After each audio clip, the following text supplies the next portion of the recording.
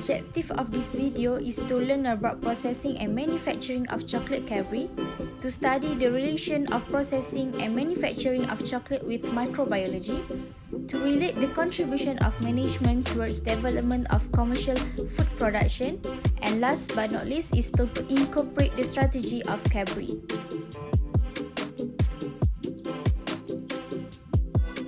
Now, I'm gonna tell you about Cadbury processing.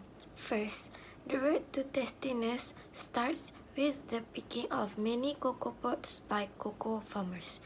The cocoa in Cadbury Dairy Milk chocolate is sourced from cocoa leaf. Once the beans are removed from pods, they are coated in a sweet white pulp which is fermented and left to dry. Next, the beans are cracked to separate the shell from the nib. Then they roast the beans until they are dark and rich in color to accentuate the natural flavors and aromas of the nibs. Third, the nibs are ground to produce a thick liquid called cocoa mass. Some of this is pressed to separate cocoa butter from the compressed solid cocoa. Fourth, once the solid cocoa is ground, they are left with the familiar powdery goodness cocoa powder. The cocoa powder and cocoa butter are then shipped to the Cadbury factory in Tasmania. At the Cadbury factory, the cocoa is generously mixed with milk as well as sugar to form a chocolate liquid, which is evaporated to make a chocolate crumb. Next up, the liquid gets whipped around until it has the right flavor. The final process involves tempering, which means the chocolate gets mixed, cold, and shaped under precise conditions. Last step. Now the tempering process is done, the delicious Cadbury Dairy Milk chocolate is ready to be packaged and shipped off for everyone to enjoy. The first thing that manufacturers do with the cocoa bean is roast them. Roasting process make the shell of the cocoa become brittle. This develop the color and flavor of the cocoa bean.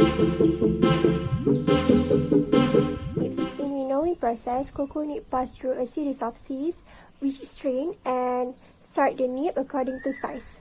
Shell of the cocoa bean is removed and discarded. The nibs of the cocoa bean is used to make chocolate. grinding is process by which cocoa nib ground into cocoa liquor. It generates heat and cocoa nibs turn into a liquid as the high amount of fat contained in the nib melts.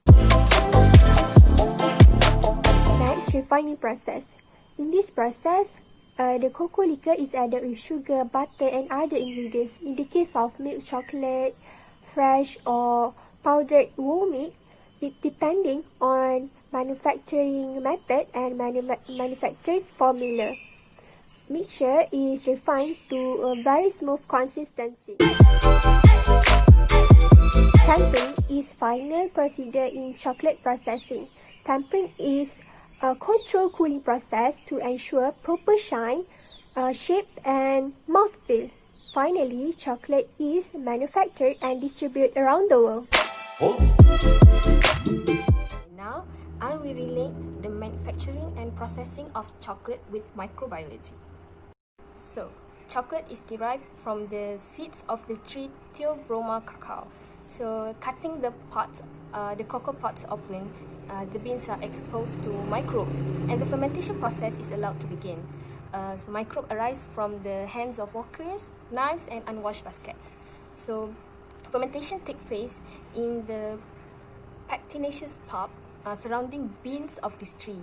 So, this bean pulp is an ideal medium for microbes to grow because it is rich in nutrients. So, these cocoa beans was fermented by yeast, lactic acid bacteria and acetic acid bacteria.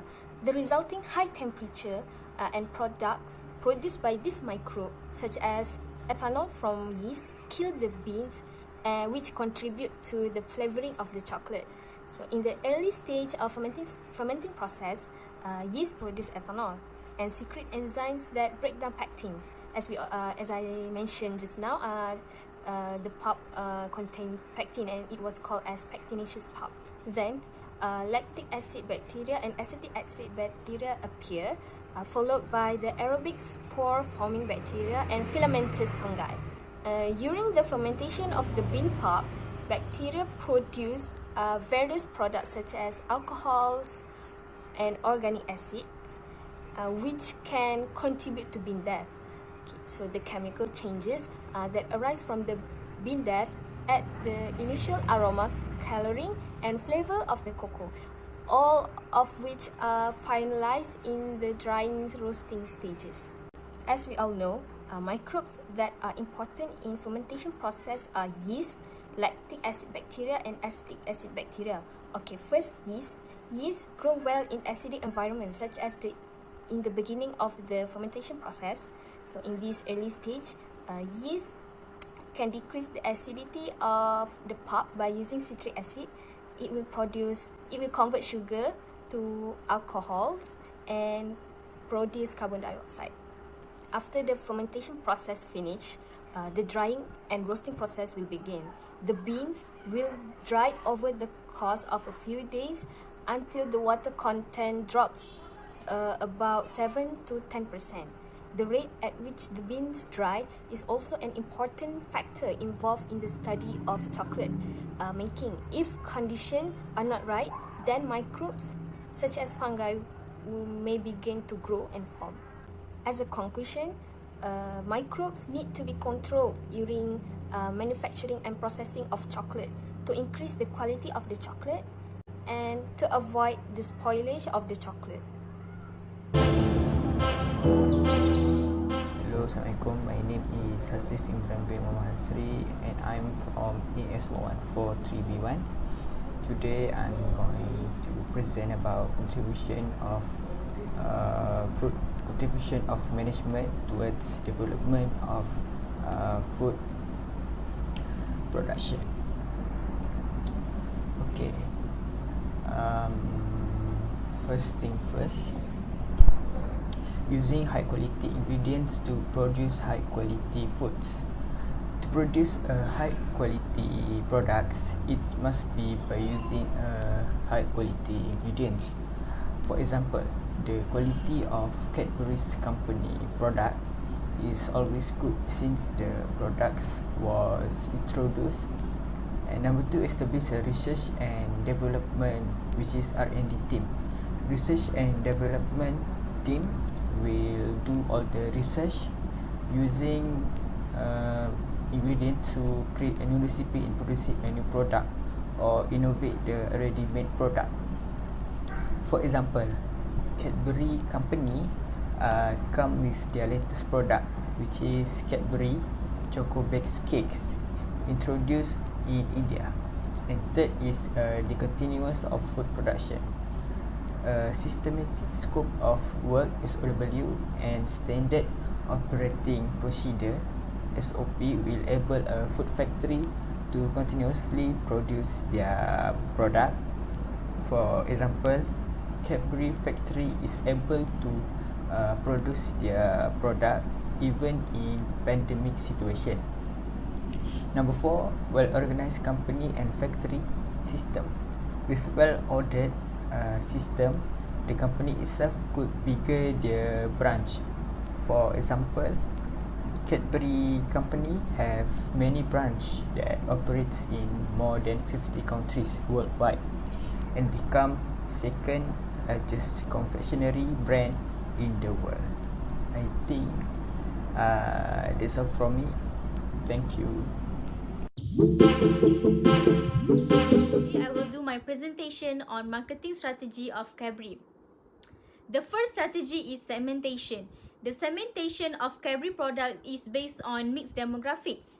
You will find people of all age group and demography enjoying Cadbury products, and Cadbury products offering are mostly based on the production capacity, the pricings of various packs, packaging design, storage facilities, and occasional demands.